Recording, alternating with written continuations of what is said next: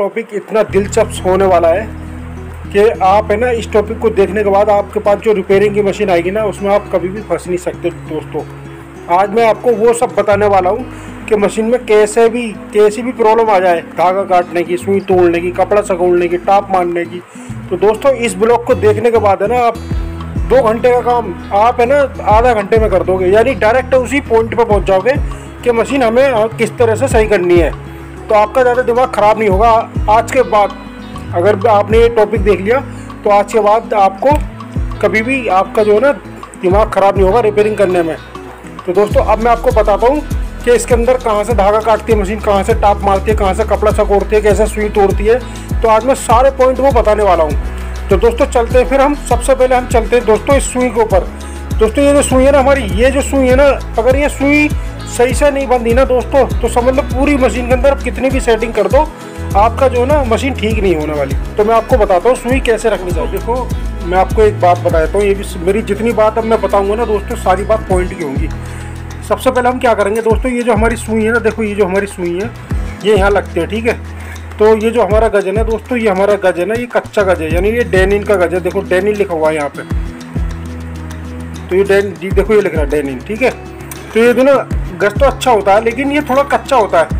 जैसा हमारी मशीन मोटे पे चलेगी ना, मोटे कपड़े पे, जैसा हमारी मशीन पर्सनल मोटे पे चलानी है, तो दोस्तों ये ना यहाँ से कच्चा होता है, मतलब मुड़ जाता है, ठीक है। एक पॉइंट तो ये है कि ये हमारा गज जो है टेम्पर होना चाहिए। देखो जैसे ये टेम्पर गज है, ठीक है, समझ में आ गया ना। अब दूसरी बात बताता हूँ दोस्तों, देखो जब हमारी सुई इसके अंदर जाती है ना, इसके अंदर हमारी सुई यहाँ जाती है, तो दोस्तों इस तरीके से ना आधी सुई इसके अंदर होनी चाहिए, आधी सुई इसके बाहर होनी चाहिए। दोस्तों कोई गज कैसा होता है कि 25% सुई ऊपर होती है और 75% सुई इसके अंदर फंसी हुई रहती है। दोस्तों वो उस गज को हम क्या करेंगे, जैसे वो फंस जाती है ना सुई इसके अंदर, तो दोस्तों उस वाली गज के अंदर क्या कमी आती है, मशीन टाप मारती है, ठीक है। उसकी मतलब वो कुछ भी कर सकती है, सुई भी तोड़ सकती है, धागा भी तोड़ेगी दोस्तों, वो सारे काम करेगी, क्योंकि हमारी जो सुई है ना इस गज के अंदर फंस गई है। तो वो जो ना जैसे मान लो अगर हमने उसे घिसा नहीं, उस गज को अगर हमने घिसा नहीं ना यहाँ से और हमने ऐसे लगा दिया उसको, जैसे मैंने बताया आपको कि आधी सुई इसके अंदर रखनी है, आधी बाहर रखनी है, अगर आपने ऐसा नहीं करा ना दोस्तों तो ये जो ना फंस जाएगी। तो जब हम चुटकी टाइट करेंगे ना, चुटकी टाइट करने के बाद में क्या होगा, हमारी मशीन जब तो हम सेट कर देंगे तो सही चलेगी मशीन। जब ये किसी तरह से सुई टूट जाए या किसी तरह से सुई बदलनी पड़ जाए तो दोस्तों ये जब ये सुई दोबारा बदली जाएगी तो उसकी लाइन टेढ़ी बताएगी पटरी के अंदर। तो जैसा हम लाइन सीधी करते हैं ना पटरी के अंदर, तो हमारी सुई बिल्कुल सीधी जानी चाहिए एकदम। तो दोस्तों जब हम दोबारा सुई लगाएंगे तो ये लाइन टेढ़ी बताएगी, यानी कि या तो ज़्यादा अंदर को चली जाएगी या फिर ज़्यादा बाहर को आ जाएगी। तो उसकी वजह से टाप भी मारेगी और धागा भी काटेगी, सुई भी तोड़ेगी। तो सबसे पहला पॉइंट जो हमारा ये था कि दोस्तों इस वाले इस गज को ना आप घिस लेना, इस गज को आप घिस के आधी सुई इसके अंदर रखना और आधी सुई इसके बाहर रखना। दोस्तों इसका एक नुकसान ये भी होगा, जब अगर हम इसे नहीं घिसेंगे ना, इसको ऐसे लगा देंगे, तो जब हम इस दोबारा सुई लगाएंगे ना तो दोस्तों वो क्या होगा, देखो इतनी यहाँ पे सुई जैसे टाइट होगी तो हमें पता ही लगा कि हमने इस सुई ऊपर टच करके लगाई है, क्योंकि टाइट है वो। जब हम कभी सुई लगाएंगे तो ऊपर तक नहीं आएगी। तो एक नुकसान ये है कि यहाँ से भी हमारे जैसे अगर मान लो हमने यहाँ पे टाइट कर दी, क्योंकि हमें पता ही नहीं है सही हमने सुई टाइट करी है नहीं करी है, तो दोस्तों इसकी वजह से सुई तोड़ेगी आपकी, ये शटल में लगेगी या डब्बी में लगेगी सुई नीचे जाके। तो इसका एक नुकसान ये भी है। तो अब मैं आपको ये गज घिस के बताता हूँ कि गज कैसे घिसा जाएगा, उसके बाद मैं आपको बताऊँगा लाइन कैसे सीधी होती है। तो दोस्तों देखो गज हमें ऐसे रखेंगे और ऐसे हम रेती से सीधा घिसेंगे, इस तरीके से सीधा घिसेंगे और थोड़ा सा यहाँ से हल्का सा यहाँ मार देंगे इसके ऊपर ऐसे करके, जिससे हमारी ये चुटकी में आसानी से आ जाए। मैं दिखाता हूँ आपको। तो दोस्तों जैसे मैंने आपको बताया यहाँ से भी हमें घिसना है और यहाँ से भी हल्का सा घिसना है, ढीला नहीं करना दोस्तों। ये इसलिए बताया कि ये चुटकी इसके अंदर आराम से आ जाए दोस्तों। इस तरीके से ये हमारी चुटकी इसके अंदर आराम से आ जाती है। अगर हम नहीं घिसेंगे तो दोस्तों ये चुटकी भी फंसेगी इसके अंदर। तो आप इसी तरीके से इसको सही करें। हमें ना मशीन को ऐसे रखेंगे और इस साइड की लाइन सीधी करेंगे इसकी। दोस्तों देखो ऐसा चांद ले लेना आप और इस चांद को इस तरीके से रखना। मैं आपको दिखा रहा हूँ, देखो सुराग दिखाई दे रहा है आपको, तो ये सुराग है ना, यहाँ पे हमें ऐसे रखना और ये चांद हमें इधर मिला देना। दोस्तों पहले मैं उल्टे हाथ की सीधी कर रहा हूँ, आप देखो बताना कि उल्टे हाथ की तरफ जा रही है नहीं जा रही है। ये देखो दोस्तों, देखा आपने, ये देखो मैं इधर सर कर रहा हूँ तो ये इधर को सुई जा रही है हमारी, यानी उल्टे हाथ की तरफ हमारी सुई जा रही है। तो दोस्तों मैं आपको एक बात और बता दूँ, हमारी सुई है ना अगर आप सीधी करो तो उल्टे हाथ की तरफ बिल्कुल भी नहीं जानी चाहिए और बिल्कुल सीधी होनी चाहिए। तो दोस्तों देखो आपको दोबारा दिखा रहा हूँ मैं, देखो ये देखो जा रही है ना, देखो ये मैंने इधर सरका दिया, ठीक है। तो अब हमें क्या करना है दोस्तों, अगर ये इधर को हमारी सुई भाग रही है उल्टा हाथ की तरफ, तो हम जो है इधर को चोट मारेंगे दोस्तों। मशीन को हम ऐसे इस कंडीशन में लिटा देंगे और यहाँ से हम हल्की सी चोट मारेंगे दोस्तों। अगर ज़्यादा भाग रही होगी ना तो जोर से चोट मारेंगे, अगर 19-20 भाग रही है तो हल्की सी चोट मारेंगे। तो दोस्तों देखो मैं इस तरीके से इस पर चोट मारा, मैं ना सुई नीचे करूँगा। देखो अब देखो किधर भाग रही है, अब ये उधर नहीं भाग रही है, यानी अब ये उल्टा हाथ की तरफ नहीं भाग रही है, ठीक है। देखो मैं दिखाता हूँ, यहाँ पे सुराख मिलाया मैंने, सुराख के बीच में मैंने टच कर दिया और देखो ये अब बिल्कुल भी उल्टा हाथ की तरफ नहीं भाग रही, ठीक है। इधर की लाइन सीधी होगी दोस्तों, याद रखना इधर की हमारी लाइन बिल्कुल भी टेढ़ी नहीं होनी चाहिए, यानी सुई हमारी उल्टे हाथ की तरफ बिल्कुल भी नहीं भागनी चाहिए। अगर इधर को भागेगी ना तो दोस्तों फिर हमारी सुई तोड़ेगी मशीन, क्योंकि जब मशीन चलती है ना तो सुई को वो इधर उल्टा हाथ की तरफ की खींच के चलती है दोस्तों। देखो अब ये मैंने इधर मिला दिया सीधा हाथ की तरफ, तो मैं सुई नीचे करूँगा तो देखना कि इधर को मतलब हमारे ये चांद इधर आ रहा है या नहीं आ रहा। ये देखो दोस्तों आया ना, इधर आया ना, ये देखो इधर की हमारी लाइन टेढ़ी हो गई, यानी हमने इधर की तो सीधी कर दी और इधर की टेढ़ी हो गई। तो दोस्तों अब हम इधर की सीधी करेंगे, ये मैं आपको बताने के लिए, समझाने के लिए बता रहा हूँ कि देखो इस तरीके से लाइन सीधी होती है, जैसे चोट की तरफ मारनी है। तो दोस्तों अब ये इधर को आ रही है ना सीधा हाथ की तरफ, तो अब मैं यहाँ से चोट मारूंगा। देखो आपको बता देता हूँ कि देखो यहाँ से चोट लगेगी इसमें। अब मैं बताऊँगा कि इसमें चोट इधर कैसे मारते हैं दोस्तों। जब भी हम चुटकी ऊपर चोट मारेंगे ना, ये चुटकी हमारी ऊपर होनी चाहिए, ऊपर, ठीक है। अगर आपने नीचे, यानी अगर ये आपने अगर यहाँ पर बीच में या नीचे करके चोट मार दी तो आपका गज टेढ़ा हो जाएगा। कभी भी आप चोट मारोगे तो हमारी चुटकी ऊपर होनी चाहिए, बिल्कुल ऊपर लास्ट तक। तो दोस्तों अब हम इधर से चोट कैसे मारेंगे कि ऐसे चाबी लेंगे, चाबी को यहाँ लगाएंगे और यहाँ से हम चोट मारेंगे। ये देखो इस तरीके से दोस्तों, जैसे मैंने बताया कि ज़्यादा जगह तो जोर से, कम जगह तो कम हल्के से। अब दोस्तों मैं दोबारा चेक करता हूँ और देखते हैं किधर कितनी भागती है। तो दोस्तों देखा आपने 19-20 या अभी इधर भाग रही है। तो देखो दोस्तों मैं आपको बता देता हूँ 19-20 इधर को ही भागनी चाहिए।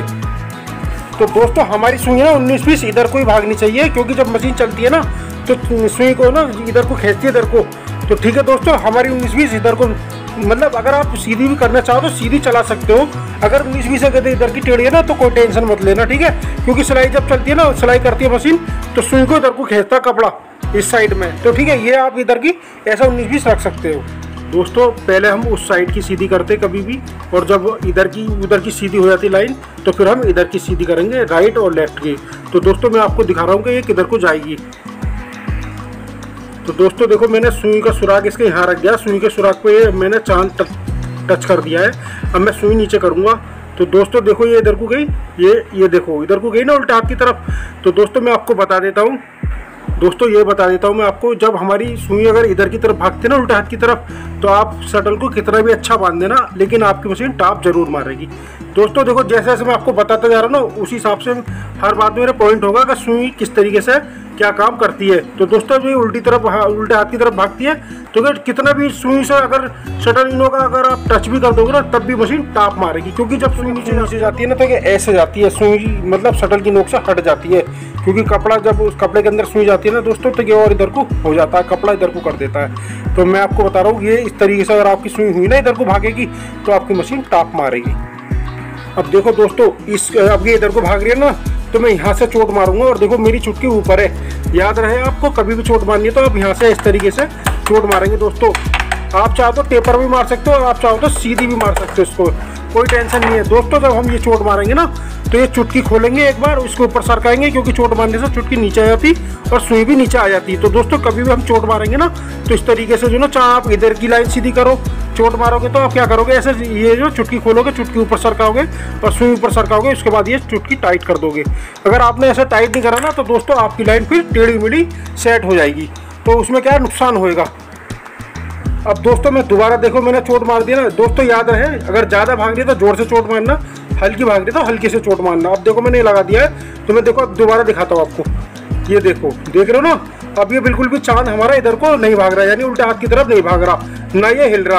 अब हमारी सुई क्या है दोस्तों, देखो इधर को भाग रही है, यानी सीधे हाथ की तरफ भाग रही है। मैं आपको दिखाता हूँ। तो दोस्तों देखो अब मैं सीधे हाथ की तरफ जो है ना लाइन सीधी करूँगा। ये देखो दोस्तों, देखो मैंने सुई ऊपर कर देता हूँ मैं, ये देखो, और देखना सर ये कितना सरका है चांद, ठीक है। तो दोस्तों ये अगर सुई ज़्यादा अगर हमारी टेढ़ी है ना, सीधे हाथ की तरफ की ज़्यादा टेढ़ी है, तो दोस्तों आप उल्टी हथौड़ी भी मार सकते हो और सीधी भी मार सकते हो, ठीक है, लेकिन गज ऊपर करने के बाद। जैसे दोस्तों मैंने बताया था, देखो चुटकी में दोबारा फिर टाइट कर रहा हूँ खोल के, तो आप भी इसी तरीके से कर लेना। तो दोस्तों देखो मैं फिर ये सुई का जो सुराख है ना हमारा, इससे हम टच कर देते हैं, सुई के सुराख पर टच करेंगे और देखो फिर ये देखते हैं इसको। देखो दोस्तों अब मैं दोबारा इधर करता हूँ, देखो ये देखो सरका ना। तो दोस्तों याद रखना 19-20 हमारी सीधे हाथ की तरफ टेढ़ी होनी चाहिए लाइन। दोस्तों जब हमारी लाइन टेढ़ी होगी ना, 19-20 इधर की तरफ टेढ़ी होगी, तो याद रखना हमारी सुई जब नीचे जाएगी ना, तो शटल की नोक से टच होकर धागे को ऊपर लेके आएगी। क्योंकि दोस्तों जब इधर को जाएगी ना, तो नीचे से धागा उठा के लेके आएगी, और अगर इधर को भागेगी तो टाप मारेगी, ठीक है। और अगर अब देखो दोस्तों, अगर ये इधर को जा रही है ना नीचे मेरी तरफ, यानी सीधा हाथ की तरफ लाइन टेढ़ी है ना इसकी, तो दोस्तों अगर आप शटल की नोक से सुई को अगर दूर भी रखोगे ना, तब भी आपकी मशीन टाप नहीं मारेगी। तो इस बात को याद रखना आप। दोस्तों अब मैं बात करूँगा कि मशीन धागा कहाँ से तोड़ती है। तो दोस्तों देखो ये जो शटल की नोक हमारी टच होकर चल रही है ना, देखो ये टच है ना, तो इससे मशीन हमारी धागा काटेगी, और ये किसी भी कपड़े पे नहीं चलेगी। मोटा कपड़ा हो या खिंचता हुआ कपड़ा हो या पतला कपड़ा हो, कोई सा भी कपड़ा हो, इस पर मशीन धागा काटेगी। दोस्तों देखो अब मैंने इसके अंदर गैप करा है, आप देख सकते हो गैप है ना। तो ये देखो दोस्तों इस चीज़ का याद रखना, देखो ये जो गैप है ना इतना, ये क्या है, देखो पैंट शर्ट लेडीज कपड़े पतले से पतले कपड़े पे हमारी ये मतलब मशीन टाप नहीं मारेगी ना धागा काटेगी। तो इस तरीके से अगर इतना गैप रखते हो तो क्या सिर्फ जैसे जेंट्स के पैंट शर्ट लेडीज कपड़ा ये उस पर हमारा ये टाइमिंग सेट है, तो यहाँ पे जो मशीन बिल्कुल सही चलेगी। दोस्तों अगर हम मोटा कपड़ा सिएंगे ना, जैसे पैंट की सीट या स्पेशल मोटा कपड़ा, तो यहाँ पे भी फिर भी इतने कम गैप के मशीन धागा काटेगी।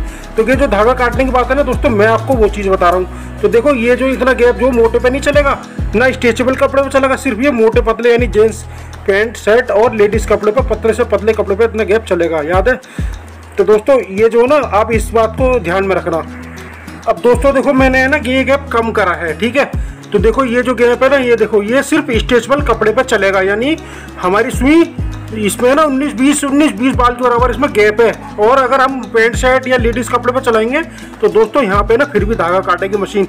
तो ये मैंने इसके पीछे भी इससे पहले भी एक ब्लॉग बना रखा है, उसमें बताया है कि 3 तरीके से जो है शटल सेट होता है। तो दोस्तों ये सिर्फ स्ट्रेचेबल कपड़े यानी कोई भी कपड़ा खिंचता हुआ होगा ना, तो उस पर ये टाइमिंग इसका चलेगा, यहाँ पे मशीन बिल्कुल बढ़िया काम करेगी और धागा नहीं काटेगी। ये सिर्फ स्ट्रेचेबल कपड़े का।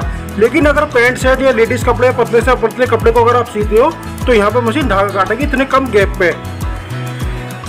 दोस्तों देखो आप देख रहे हो मैंने कितना इसमें गैप रखा है, इसके अंदर देखो सुई के अंदर कितना गैप है। तो ये गैप है ना दोस्तों, देखो स्ट्रेचेबल कपड़े और जेंट्स के पैंट शर्ट या लेडीज के जो लेडीज कपड़े या कोई पतले से पतला कपड़ा, तो दोस्तों इतने दूर गैप पे ये मशीन टाप मारेगी।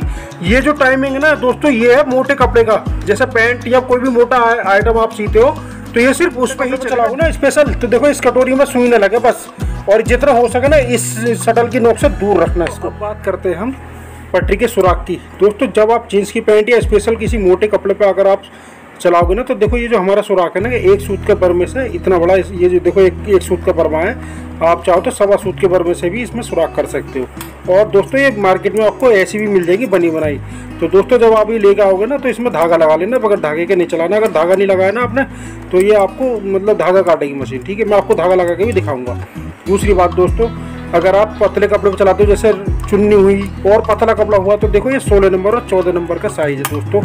ये जो ना देखो मैं आपको दिखाता हूँ, ये 5-4 की बर्मी है ना, तो मेरे पास बर्मी है नहीं, तो मैं आपको बता रहा हूँ इससे एक और बारीक मतलब ये बर्मा आता है, तो उससे ही आप सुराख कर लेना, ठीक है। मैं आपको बताने के लिए समझा रहा हूँ। तो दोस्तों देखो ये 14 नंबर और 16 नंबर का साइज़ है, तो आप इस तरीके से छोटा सुराख रखना। अगर आप दोस्तों इस छोटे सुराख के लिए आपने छोटा सुराख कर दिया, आप 28 नंबर की सुई लगाओ, तो फिर यहाँ से धागा काटेगी मशीन। तो मैं आपको बता देता हूँ दोस्तों, जब आप 28 नंबर का चलाओगे ना मोटे और पतले पे, तो ये मोटे और पतले पे चलाने के लिए इतना बड़ा हमारा 5-4 का सुराख इस वाले इससे होता है। दोस्तों कभी भी अगर आप सुराख करोगे ना, तो इसमें धागा जरूर लगाना, जो कि मैं आपको दिखाऊंगा। तो दोस्तों उम्मीद करता हूँ ये समझ में आ गया होगा आपके सुराख जो मैं आपको बता रहा हूँ। जैसा हमारा कपड़ा होगा ना दोस्तों, ऐसे ही हमारा सुराख करना पड़ेगा। आप सोचो कि मैं पतला सुराख कर दूं और मोटा कपड़ा चलाऊं तो धागा काटेगी मशीन, ठीक है। और आपने जैसे 28 नंबर का साइज कर दिया, ये 28 नंबर का साइज है ना, 28 नंबर सूज का साइज है। आप सोचोगे चुन्नी पर चलाऊं तो कपड़ा जो है ना सुराख के अंदर जाएगा, फिर ऊपर को आएगा, फिर नीचे जाएगा, तो उसकी सेटिंग सही नहीं होगी। तो इसलिए अलग अलग पटरी में अलग अलग सुराख करने पड़ेंगे आपको, यानी कपड़े के हिसाब से पटरी के अंदर सुराख करने पड़ेंगे। दोस्तों देखो ये प्लास्टिक का धागा है, आप मार्केट में ले लेना। और देखो ये धागा मैं लगाऊंगा इसके अंदर, ठीक है। तो आप भी देख लो मैं कैसे धागा लगाऊंगा। तो दोस्तों देखो इस तरीके से हम ब्रासो ले लेंगे और इसे यहाँ पे ऐसे धागे पे लगा देंगे। और धागे पे लगाने के बाद देखो पहले मैं इधर खींचूंगा, फिर ऊपर खींचूंगा, फिर नीचे खींचूंगा और फिर इधर खींचूंगा, यानी चारों तरफ मेरा धागा इस तरीके से लगेगा। दोस्तों आप भी इसी तरीके से धागा लगा लेना इसके अंदर, ठीक है। अगर आपने धागा नहीं लगाया ना दोस्तों तो आपकी मशीन फिर धागा, ये एक स्टॉपर है दोस्तों, आप देखोगे ना तो आपकी मशीन में जैसे ऐसे उंगली लगा के देखोगे ना तो ये खराश होगी यहाँ पे, यानी कट ऐसा लगेगा जैसे हाथ कट जाएगा। तो दोस्तों एक हमारा धागा यहाँ से कटता है। ये जो हमारा स्टॉपर है ना, मैं इसके पीछे भी एक ब्लॉक बनाया है। देखो इधर है ना हमारे, देखो मैंने इस शटल को इधर मिलाया, ठीक है। तो हमारे लेफ्ट में मैंने बताया था कि 75% इधर जगह रहनी चाहिए, 25% हमारे इधर रहनी चाहिए दोस्तों, 25% हमारे राइट में रहनी चाहिए, ठीक है। अभी क्या है ये आउट है, यानी इसमें दिखा रहा है कि 70% इधर है और 30% लेफ्ट में। तो दोस्तों एक धागा हमारा यहाँ से भी कटेगा। दोस्तों देखो ये जो हमारा स्टॉपर है ना, ये हमारे शटल के अंदर अगर इसमें स्पेस नहीं हुआ ना, यहाँ पे स्पेस नहीं हुआ ना, तो ये हमारी मशीन यहाँ से भी धागा काटेगी। तो आप इसमें स्पेस रखो, आपको ना इतना स्पेस रखना है कि हमारे मोटे कपड़े पे चले ना तो ये कटोरी इसके अंदर से निकल के ना चले जाए। तो दोस्तों देखो इसमें स्पेस है ना जरूरी है, अगर आपने नहीं रखा तो मशीन धागा काटेगी। तो इस गैप को सही करने के लिए हम क्या करेंगे, यहाँ से स्टॉपर का पेज खोलेंगे और इसे उल्टे हाथ की तरफ थोड़ा सा इधर को सरका देंगे। दोस्तों देखो इस तरीके से आपको रखना है। ये जो गैप है ना हमारा, ये 75% इधर होना चाहिए। और दोस्तों एक चीज़ क्या याद रखना, देखो ये जो घुंटी है ना हमारी, ये शटल जो है हमारा इधर से देखो मैं इधर मिला रहा हूँ, देखो है ना, देखो ये देखो मैंने इधर मिलाया, अब मैं राइट में मिलाऊंगा। इस तरीके से आप रखना और देखो ये जगह हमें ऐसे रखनी है, ठीक है। देखो जब हमारी मशीन चलती है ना तो यहाँ से धागा निकलता है, तो धागा ना चलते चलते ना इसके अंदर गड्ढा बना देता है, उसमें हमारा धागा फंस के चलता है। तो दोस्तों हम इसमें भी धागा लगा देंगे, जैसे मैंने पट्टी में धागा लगाया ना, तो इस तरीके से आप इसमें भी धागा लगा देना। तो बात करते हैं इस टेंशन की। तो दोस्तों देखो यहाँ से भी धागा निकलता है, मैंने आपको समझाने के लिए टेंशन खोला है। और देखो यहाँ से भी धागा निकलता है, तो धागा यहाँ पे अपने गड्ढे छोड़ देता है, यानी इसको भी काट देता है। तो यहाँ से फंस के भी मशीन जो है धागा काटती है। दोस्तों अब बात करते हैं दोस्तों, ये छोटी मशीन में भी टेंशन होता है ना ऐसा, तो उसमें भी ये वहीं से धागा काटती है। जैसे लिंक मोटर, टेलर वेलर कोई सी मशीन हो तो यहाँ पे धागा निकलता है, तो यहाँ से एक धागा अपनी जगह बना लेता है, काट देता है इसको भी। तो आप जो ना यहाँ पे भी या तो सब बदल देना या फिर यहाँ पे भी ब्रासो का धागा लगा देना। दोस्तों अब बात करते हैं इस दांते की। तो देखो यहाँ पे भी खराश होती है, तो इस पे जो है कपड़ा उतरने के बाद मशीन धागा काट देती है। और दोस्तों इसके ऊपर भी निकल होती है, तो यहाँ पे आधी निकल रह जाती है, आधी इस पर रहती है, तो इसकी वजह से भी मशीन कपड़ा उतरने के बाद धागा काट जाती है। तो दोस्तों हमें ऐसा पॉलिश रेगमाल लेना है और उसको ऐसे घिस देना है, तो ठीक है। ऐसे इस रेगमाल इसे दांतों को लेना है, उसको ऐसे पॉलिश कर देना है। तो दोस्तों आप इस तरीके से लगाओगे तो मशीन धागा काटना बंद कर देगी। दोस्तों अगर आपकी मशीन में मत्था लगा हुआ होगा ना तो यहाँ पे भी खराश होती है, तो यहाँ से भी धागा कट जाता है। मैं आपको दिखाता हूँ, ऐसा पॉलिश रेगमाल लेके आप इसे पॉलिश कर लेना यहाँ से, तो यहाँ का धागा काटना बंद हो जाएगा। देखो इस बॉडी में मैं हाथ लगा रहा हूँ, देखो यहाँ पे भी खराश होती है, ठीक है। तो हम क्या करेंगे, यहाँ पे 4 इंची रेती से इसको खराश को पॉलिश कर देंगे यहाँ पे, ठीक है। पॉलिश करने के बाद दोस्तों इस पर हम रेगमाल लगा देंगे और ऐसे जो ये बिल्कुल धागा इस पर रपट के चले। यहाँ से जब धागा निकलता है ना दोस्तों इसके बराबर में से निकलता है, तो यहाँ से धागा निकलता है तो यहाँ से टूट जाता है खराश की वजह से। तो यहाँ पे पॉलिश होनी चाहिए। दोस्तों ये जो हमारा लिंक है ना, अगर ये हमारा लिंक ज़्यादा हिलेगा ना तो यहाँ से भी धागा काटेगी मशीन। दोस्तों इसके नीचे जो स्टड है ना, ये भी ज़्यादा हिलेगा ना तो यहाँ से धागा काटेगी मशीन। मैं आपको दिखाता हूँ। तो दोस्तों देखो ये किस तरीके से हिल रहा है, इसके ज़्यादा हिलने से भी मशीन धागा काटेगी। दोस्तों हमारा लिंक बिल्कुल सही होना चाहिए, हिलना नहीं चाहिए। 19-20 हिला तो कोई बात नहीं, लेकिन ज़्यादा हिलेगा तो यहाँ से धागा काटेगी मशीन। दोस्तों ये जो हमारा गज है ना, ये ज़्यादा लूज होगा ना हमारा, क्योंकि धागा काटेगा, टाप मारेगा, सुई भी तोड़ेगा, क्योंकि हमारा गज है ना फिक्स रहना चाहिए।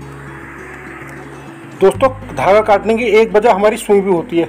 जब ये तेज़ चलती है ना, या चलती रहती है, चलते चलते गर्म हो जाती है, तो दोस्तों गर्म होकर भी धागा टूट जाता है। तो एक धागा हमारा सुई से, और कभी कभी एक बार धागा काट दिया तो एक धागा ऐसे भी काटना होता है, तो वो धागे में काटना नहीं होता। दोस्तों एक बार तो जरूर काटेगी। अगर आप लगातार 1 या 2 घंटे तक सिलाई कर रहे हो, एक बार धागा काट दिया तो वो धागा काटने में काटना नहीं है, लेकिन वैसे भी एक बार धागा जरूर काटेगी।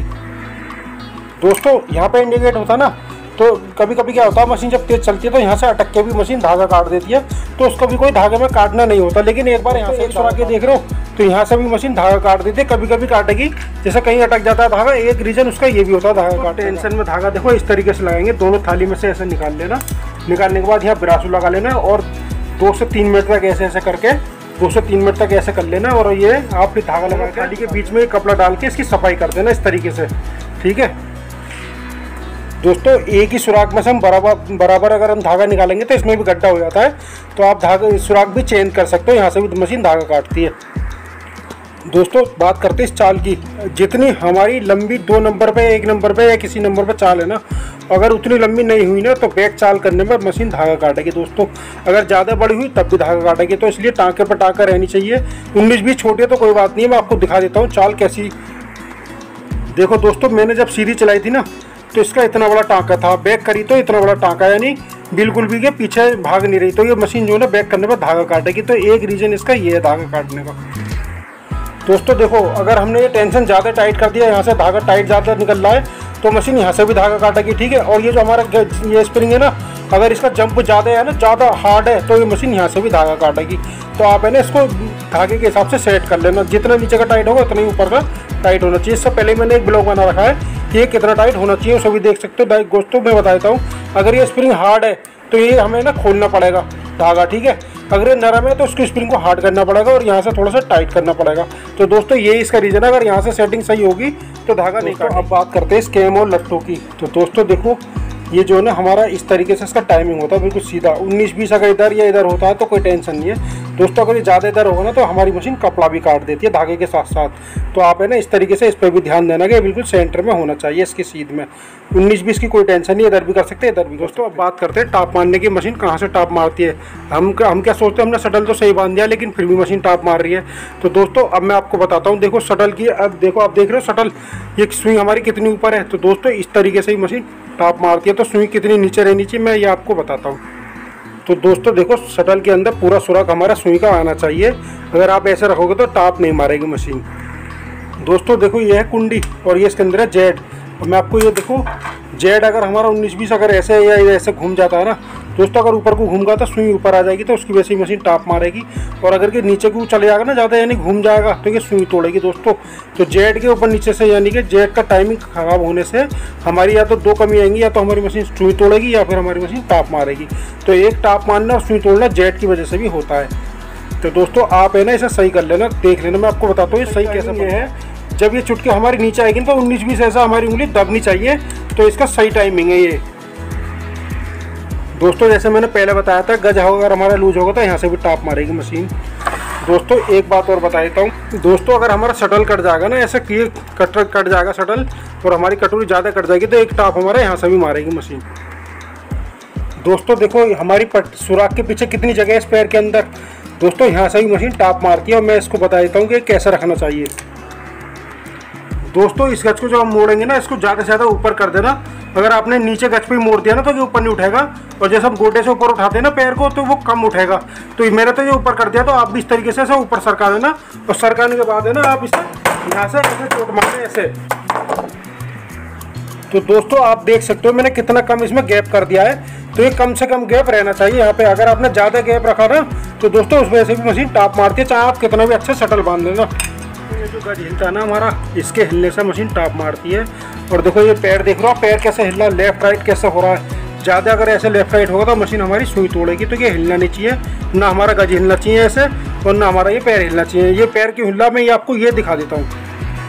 देखो दोस्तों, इसका ब्रैकेट है ना बिल्कुल हिल चुका है, कट चुका है। तो मैं आपको ये बताता हूँ, अगर आपकी मशीन में अगर ब्रैकेट हिला हो तो ये लोहे जैसा जाम कैसा होगा, और ये बिल्कुल फ्री चलेगा दोस्तों। इस तरीके से फ्री भी चलेगा और ये बिल्कुल जाम हो जाएगा। तो इसका मैं तरीका बताता हूँ जाम करने का। दोस्तों इस पार्ट में हम ऐसे ब्रैकेट बांध देंगे और इसमें एक सुराख कर देंगे। देखो मैं सुराख करके दिखाता हूँ। दोस्तों इस तरीके से हमें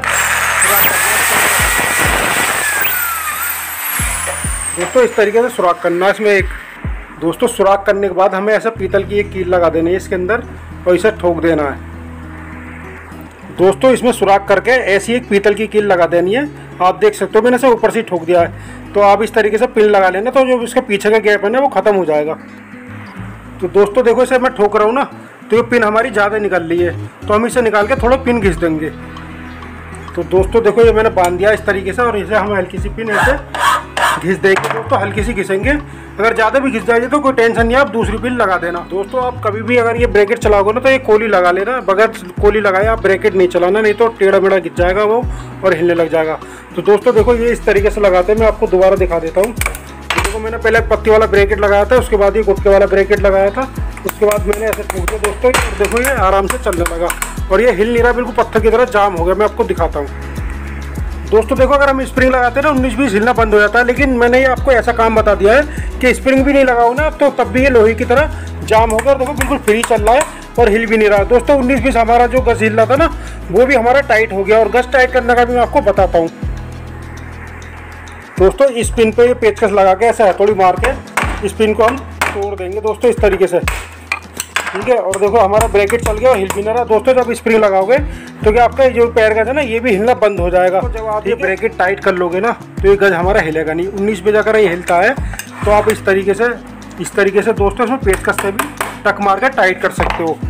दोस्तों बात करते हैं कपड़ा सकोड़ने की, तो कपड़ा सिर्फ 2 ही रीजन से हमारा कपड़ा सकोड़ती है मशीन। एक तो हमारी टेंशन में धागा अटक अटक के निकल रहा हो, या हमारी डिब्बी में से धागा अटक अटक के निकल रहा हो, यानी कि इन दोनों वजह से जो है मशीन धागा काटेगी। और ये इसके जो रीजन है ना धागा, जैसे इसका जो रीजन है अटकने का क्या है दोस्तों, ये हमारी डब्बी ना शटल में फंस भी जाती है तो उसकी वजह से हमारा धागा जो है निकलता नहीं है, तो उसकी वजह से हमारा कपड़ा सकोड़ती है मशीन। तो इस चीज़ का आप ध्यान रखना, शटल के अंदर डब्बी बिल्कुल फ्री आनी चाहिए और जहाँ से हमारा धागा जैसे यहाँ से टाइट होता है ऐसे यहाँ से टाइट। बात करते हैं कि सुई कैसे टूटती है, तो सबसे बड़ा रीज़न बता रहा हूँ आपको दोस्तों। ये हमारी बड़ी लट है ना, इसमें ना हमारी ये जो ना डाट हमारी कट जाती है तो लट हमारी ज़्यादा हिलने लग जाती है। तो उससे क्या होता है, हमारी सुई कभी नीचे जाती है तो डब्बी में लगती है दोस्तों, तो कभी हमारी सुई ऊपर को आती है, ठीक है। और उससे क्या है, सुई हमारी कुटकेगी भी और सुई टूटेगी भी। और दोस्तों ये जो है ना हमारा ये श्याम भी अगर ढीला होगा तो मशीन जब मोटे पर चलेगी ना तो ढक ढक ढक ढक करके आवाज़ आएगी दोनों तरफ से। तो दोस्तों ये हमारा सुई तोड़ने का रीज़न होता है। दोस्तों एक रीज़न हमारा ये है, ये हमारा कुछ ज़्यादा कट जाएगा ना तो इस शटल जो ना कभी ऊपर को जाएगा कभी नीचे को जाएगा, तो इस तरीके से यहाँ से भी सुई तोड़ेगी आपकी मशीन। तो दोस्तों ये बुश हमारे यहाँ लगता है, तो आप है ना इस बुश को मैंने इससे पहले ही बताया था कि अगर हम सुई टाइट करेंगे तो इस सुई को बिल्कुल गज में टच करके ऊपर को कसेंगे। अगर हमने कस के नीचे कसी तो दोस्तों नीचे कसने से भी हमारी सुई टूट जाएगी, कुटक जाएगी, और हम जब सिलाई करेंगे तो सिलाई करते समय हमारा धागा है ना कपड़े को खींचेगा, कपड़े के अंदर से धागा खींचेगा। तो दोस्तों आप है ना सुई ऊपर टच करके लगा। लास्ट बात, अगर गरारी में ज़्यादा पिल होगी ना दोस्तों तब भी आपकी मशीन सुई तोड़ेगी। और शटल को बांधने से पहले हमेशा याद रखना आप गरारी की पिले बना के रखना, जिससे हमारी मशीन जो है सुई ना तोड़े। तो देखो जहाँ तक मेरी नॉलेज में था ना वो मैंने आपको इस वाले ब्लॉग के अंदर काम बता दिया है। आप कोई भी मशीन आएगी ना तो मैं उम्मीद करता हूँ कि आप उसे 2 घंटे काम आधे घंटे में कर दोगे, क्योंकि ऑन द स्पॉट आप उस जगह को पकड़ लोगे कि कहाँ से क्या कमी आ रही है। तो दोस्तों उम्मीद करता हूँ ये ब्लॉग आपको पसंद आया होगा। दोस्तों इसको ना ज़्यादा से ज़्यादा शेयर करना जिससे कि दूसरे लोग भी इसका फ़ायदा उठा सकें, और मिलते हैं अब नेक्स्ट वीडियो के अंदर।